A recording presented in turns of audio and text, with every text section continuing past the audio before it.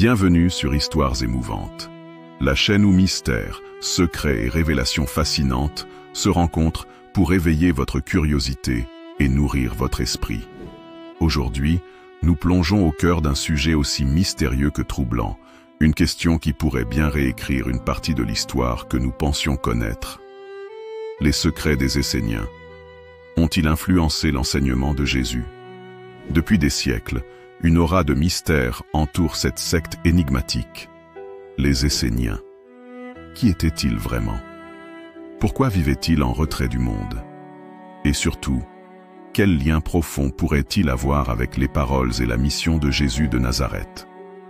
Était-il un simple observateur de leurs enseignements? Ou bien l'un des leurs? Accrochez-vous, car cette enquête va vous emmener dans les profondeurs des manuscrits de la mer Morte, dans les grottes oubliées de Qumran, sur les sentiers cachés de l'histoire, là où le voile entre la vérité et le mystère est plus fin qu'on ne le croit.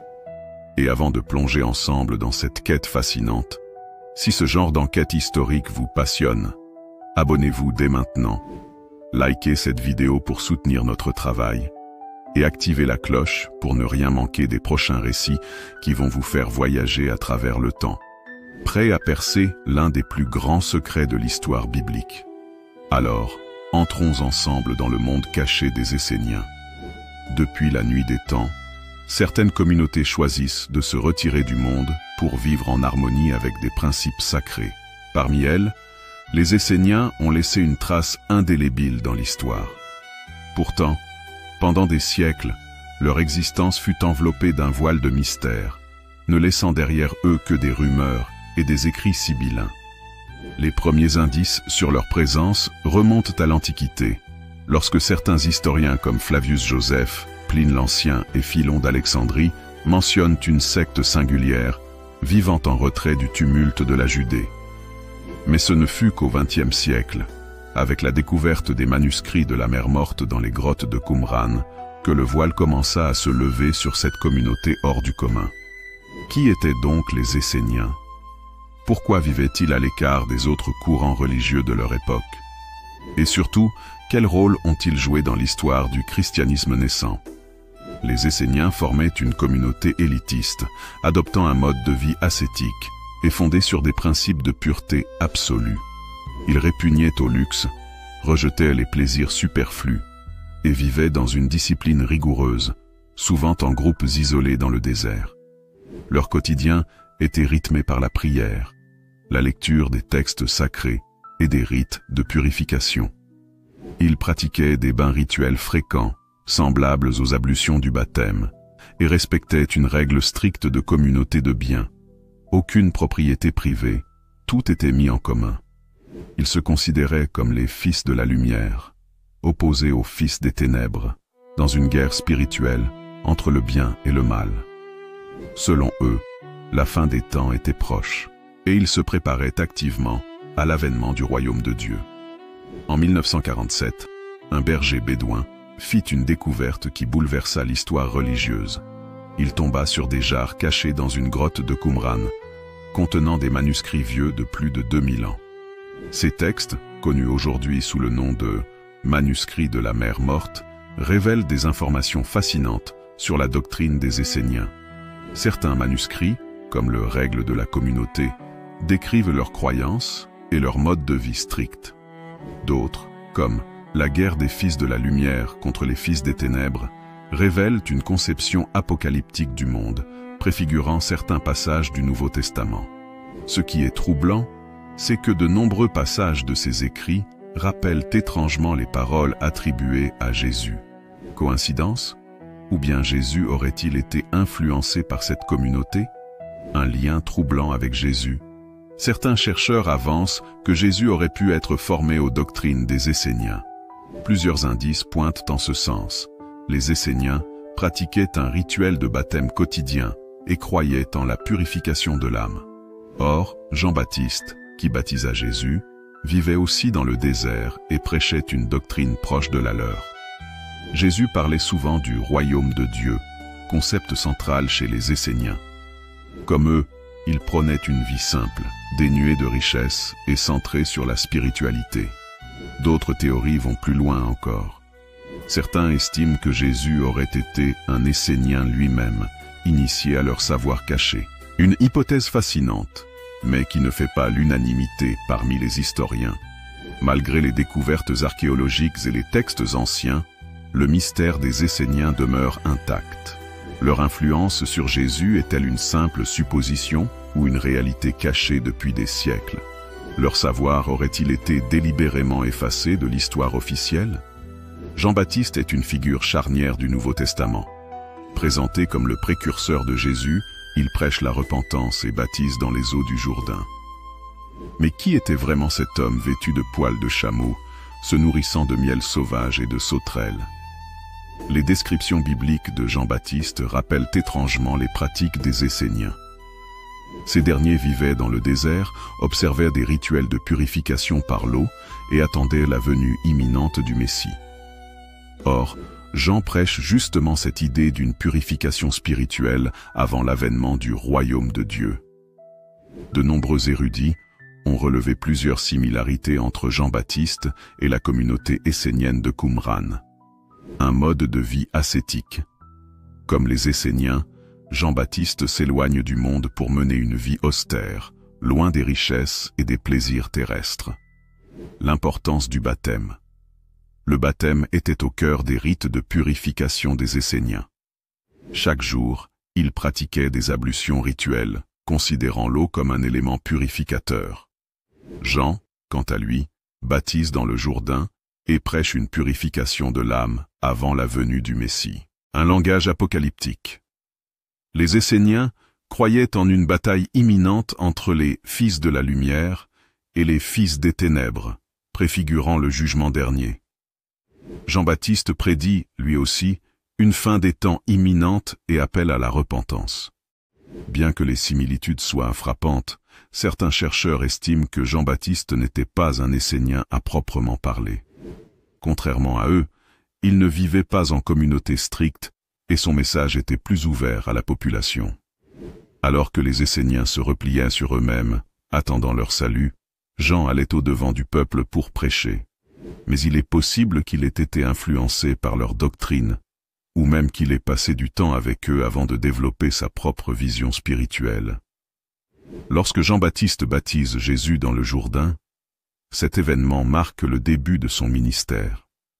Mais pourquoi Jésus, que la tradition présente comme pur de tout péché, aurait-il ressenti le besoin de se soumettre à un baptême de repentance?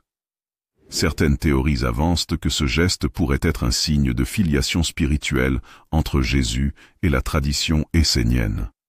En acceptant ce baptême, Jésus reconnaît peut-être un héritage mystique plus ancien, une tradition de purification déjà présente chez les Esséniens. Si Jean-Baptiste semble proche des Esséniens, son message s'en écarte également sur plusieurs points. Contrairement aux Esséniens qui attendaient passivement l'intervention divine, Jean annonce un Messie imminent et invite les foules à se préparer activement. Jésus, en revanche, pousse cette vision encore plus loin. Il ne prône plus seulement la repentance, mais un message d'amour et de pardon universel. Il ouvre la voie à un salut accessible à tous, transcendant les communautés fermées, comme celle des Esséniens. Jean-Baptiste fut-il un Essénien qui s'émancipa de la communauté? Son message était-il une évolution de leur doctrine ou une réaction à leur isolement? Et surtout, comment son influence sur Jésus a-t-elle contribué à façonner les bases du christianisme? Depuis des siècles, les historiens et théologiens tentent de comprendre l'origine de l'enseignement de Jésus. Son message était-il totalement révolutionnaire ou s'inscrivait-il dans une tradition préexistante? Une théorie fascinante suggère que certains aspects de ces paroles trouvent un écho direct dans les croyances des Esséniens. Jésus était-il un Essénien? Avait-il été initié à leur savoir mystique avant d'ouvrir son message à une dimension universelle? Les Esséniens étaient reconnus pour leur vie communautaire fondée sur l'entraide, le refus des richesses matérielles et la pureté spirituelle. Or, Jésus prêche ces mêmes valeurs avec une intensité remarquable. Le rejet des biens matériels. Comme les Esséniens, Jésus critique l'attachement aux richesses. Il proclame « Heureux les pauvres en esprit, car le royaume des cieux est à eux. » Matthieu 5, La communauté de bien. Les premiers chrétiens, sous l'influence de Jésus, adoptent une vie communautaire similaire à celle des Esséniens, où tout est mis en commun. La pureté rituelle et morale. Les Esséniens pratiquaient des bains de purification quotidiens, tout comme Jésus encourage ses disciples à une purification non seulement physique, mais surtout spirituelle. Les Esséniens attendaient la venue imminente du Maître de justice, un personnage messianique qui devait restaurer la vérité et instaurer le règne de Dieu sur terre. Jésus, de son côté, annonce lui aussi un royaume de Dieu proche et parle d'un Fils de l'homme qui viendra juger le monde. Dans les manuscrits de la mer morte, on trouve également des descriptions d'une guerre cosmique entre les fils de la lumière et les fils des ténèbres, évoquant une lutte du bien contre le mal, similaire à celle que Jésus mentionne dans plusieurs paraboles. L'amour universel. La grande rupture avec les Esséniens. Si Jésus semble partager de nombreux principes avec les Esséniens, il existe une différence fondamentale, l'ouverture à tous. Les Esséniens étaient une communauté fermée, réservée à une élite spirituelle, vivant dans l'isolement. Jésus, lui, prêche un message d'amour inconditionnel et universel. Aimez vos ennemis et priez pour ceux qui vous persécutent. Matthieu 5, 44.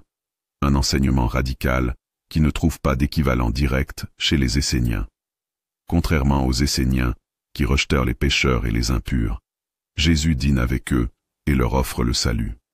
Il semble clair que l'enseignement de Jésus porte des traces de la pensée essénienne, mais il la transcende en l'ouvrant à tous. Aurait-il été formé par cette communauté avant d'apporter sa propre vision spirituelle?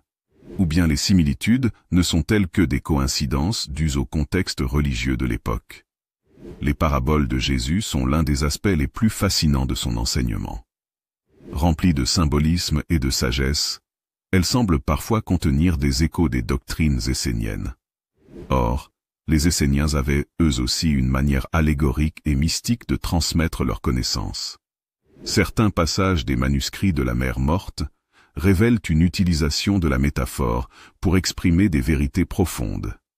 Les Esséniens divisaient le monde entre les fils de la lumière et les fils des ténèbres, représentant la lutte entre le bien et le mal. Jésus reprend cette thématique dans plusieurs paraboles et enseignements. Vous êtes la lumière du monde. Une ville située sur une montagne ne peut être cachée. Matthieu 5, 14. Moi, je suis la lumière du monde. Celui qui me suit ne marchera pas dans les ténèbres, mais il aura la lumière de la vie. Jean 8, 12. Les Esséniens étaient reconnus pour leur discipline stricte en matière de pureté spirituelle et physique. Pourtant, leur communauté restait très fermée et ils évitaient le contact avec les impurs. Jésus, en revanche, enseigne un amour inconditionnel qui brise ces barrières. La parabole du bon samaritain, Luc 10, 25-37, illustre cette idée. Alors qu'un prêtre et un lévite, associés à la pureté rituelle, ignorent un homme blessé, c'est un samaritain, peuple considéré comme impur, qui lui vient en aide. Ce message défie directement la séparation stricte entre pur et impur prônée par les Esséniens. Les Esséniens étaient aussi des guérisseurs. On trouve dans les manuscrits de Qumran des références à des pratiques de soins, notamment à travers l'utilisation des plantes et de l'eau. Jésus, quant à lui, guérissait par la parole et l'imposition des mains. L'eau occupait une place centrale chez les Esséniens, tant pour leur purification que pour leurs soins. Jésus accomplit plusieurs miracles liés à l'eau. La guérison du paralytique à la piscine de Bethesda, Jean 5, 1 et 9, rappelle les pratiques esséniennes de bains purificateurs. Le baptême par Jean-Baptiste, qui a probablement été influencé par les Esséniens, est présenté comme un acte de régénération. Les Esséniens croyaient fortement aux forces du mal et avaient des prières et rituels pour s'en protéger. De même, Jésus chasse les esprits impurs dans plusieurs passages des évangiles. L'exorcisme de Gadara, Marc 5, 1, 20, où il libère un homme possédé par une légion de démons. Le combat dans le désert contre Satan, Matthieu 4, 1, 11, évoquant les textes esséniens sur la lutte entre la lumière et les ténèbres. Si les paraboles et miracles de Jésus semblent résonner avec les croyances esséniennes, une différence fondamentale subsiste. Les Esséniens attendaient un Messie guerrier qui viendrait délivrer les justes par la force divine. Jésus, lui, prêche un Messie de paix et d'amour, refusant toute violence. Les Esséniens, connus pour leur mode de vie ascétique et leur discipline stricte, possédaient des pratiques secrètes qui n'étaient accessibles qu'aux initiés. Leur enseignement ésotérique, leur rite de purification et leur attente d'un Messie ont alimenté de nombreuses théories sur leur influence possible sur les événements entourant la crucifixion de Jésus. Les rites et enseignements cachés des Esséniens, leur vision messianique et comment elle pourrait avoir influencé la perception de Jésus. L'éventuelle connexion entre les Esséniens et les acteurs clés de la crucifixion. Les Esséniens étaient réputés pour leurs pratiques de purification rigoureuses, incluant des bains rituels fréquents, symbolisant la purification du corps et de l'âme, un régime strict et des jeûnes réguliers, visant à renforcer la discipline spirituelle, des cérémonies d'initiation, réservées aux membres ayant prouvé leur engagement total. Certains chercheurs suggèrent que Jésus aurait pu être exposé à ces pratiques lors de ces années cachées avant le début de son ministère public. Les Esséniens attendaient deux figures messianiques, un Messie royal, descendant de David, destiné à régner sur Israël, un Messie sacerdotal, descendant d'Aaron, qui purifierait le peuple et restaurerait la loi divine. Or, Jésus semble incarner une fusion des deux rôles. Il est souvent appelé « fils de David », ce qui renvoie à l'idée d'un Messie royal. Il joue aussi un rôle sacerdotal en se sacrifiant pour le salut du monde. Cela explique peut-être pourquoi certains Esséniens ont pu voir en Jésus l'accomplissement de leur prophétie. L'un des mystères entourant la crucifixion est la chronologie du dernier repas de Jésus. Selon certains textes, la date du dernier repas suivrait un calendrier différent de celui des pharisiens et des sadducéens, un calendrier qui pourrait être celui des Esséniens. Cela signifierait que Jésus et ses disciples observaient un calendrier secret utilisé par certaines communautés esséniennes. Certains membres du Sanhédrin, le conseil religieux juif, pourraient avoir été influencés par les enseignements esséniens. Bien que les Esséniens évitaient généralement les conflits politiques, leurs écrits montrent une méfiance envers le temple de Jérusalem, qu'ils considéraient comme corrompu. Jésus, qui dénonçait également la corruption du temple, aurait pu attirer l'attention des élites religieuses qui cherchaient à protéger leur autorité. Les Esséniens ont-ils aidé à cacher Jésus après sa mort? Une hypothèse audacieuse suggère que les Esséniens auraient pu intervenir après la crucifixion. Joseph d'Arimathie, un disciple secret de Jésus, a obtenu la permission d'ensevelir son corps. Certains pensent qu'il aurait pu être en lien avec les Esséniens. Le tombeau vide, qui reste un mystère, pourrait être lié à une intervention d'une communauté essénienne pour protéger le corps de Jésus. Un secret encore caché? Si l'on en croit certaines sources apocryphes, les Esséniens auraient conservé des écrits et des connaissances sur la véritable mission de Jésus, qui serait restée cachée après la destruction du temple en 70 après JPC. Après la crucifixion et la résurrection de Jésus, ses disciples ont fondé des communautés qui allaient donner naissance au christianisme primitif. Mais ces premières églises partageaient de nombreuses similitudes avec la communauté essénienne de Qumran. Une vie communautaire stricte, où les biens étaient mis en commun. Actes 2, 44-45. Une discipline morale rigoureuse, rappelant les règles de pureté essénienne. Un rejet de la richesse matérielle et une insistance sur la prière et la méditation. Ces ressemblances soulèvent une question fascinante. Les premiers chrétiens étaient-ils en partie des héritiers directs des Esséniens? Découverts en 1947, les manuscrits de la Mer Morte ont révélé des écrits esséniens qui résonnent avec des passages du Nouveau Testament. L'attente d'un maître de justice. Les Esséniens attendaient un guide spirituel qui purifierait Israël, tout comme les premiers chrétiens voyaient en Jésus le Messie promis. Une guerre entre la lumière et les ténèbres, semblable à la lutte spirituelle décrite par l'apôtre Paul. Éphésiens 6:12. Une vision eschatologique du monde, annonçant un jugement final et un royaume divin à venir. Jean-Baptiste, considéré comme un précurseur de Jésus, vivait dans le désert, pratiquait le baptême et prêchait la repentance, 3 caractéristiques typiquement esséniennes.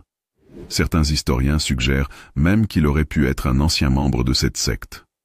Si cela est de vrai, alors une partie des pratiques et croyances des Esséniens aurait été directement transmise à Jésus et ses disciples.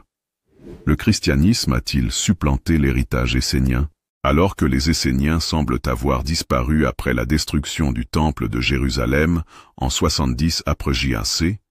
Le christianisme, lui, a prospéré. Mais certains de leurs enseignements ont survécu à travers l'idéal de pureté et de sainteté, repris par les premiers moines chrétiens. Les pratiques ascétiques, présentes dans les traditions monastiques du désert. Le concept de l'Église comme une communauté de frères, reflétant la structure communautaire essénienne. Bien que le christianisme ait évolué indépendamment, il semble évident que les Esséniens ont laissé une empreinte sur les premières générations de croyants. Jésus lui-même partageait certaines de leurs idées, tout en les ouvrant à un message universel. L'histoire des Esséniens reste entourée de mystères. Mais une chose est sûre. Leur influence sur la pensée religieuse de leur époque a été bien plus profonde qu'on ne l'a longtemps supposé. Nous avons parcouru ensemble un voyage fascinant à travers les secrets des Esséniens, leur mode de vie, leurs croyances et leur possible influence sur les enseignements de Jésus. Entre mysticisme, sagesse et révélations historiques, nous avons exploré les liens profonds qui unissent ces deux traditions et comment, d'une certaine manière, l'héritage essénien a traversé les siècles à travers le christianisme primitif. Que peut-on retenir de tout cela? Les Esséniens étaient des chercheurs de vérité, vivant en quête de pureté et de lumière. Leurs enseignements et leurs pratiques présentent des similitudes troublantes avec les paroles et les actions de Jésus. Le christianisme, bien qu'ayant pris une direction universelle, semble avoir hérité de certaines traditions esséniennes.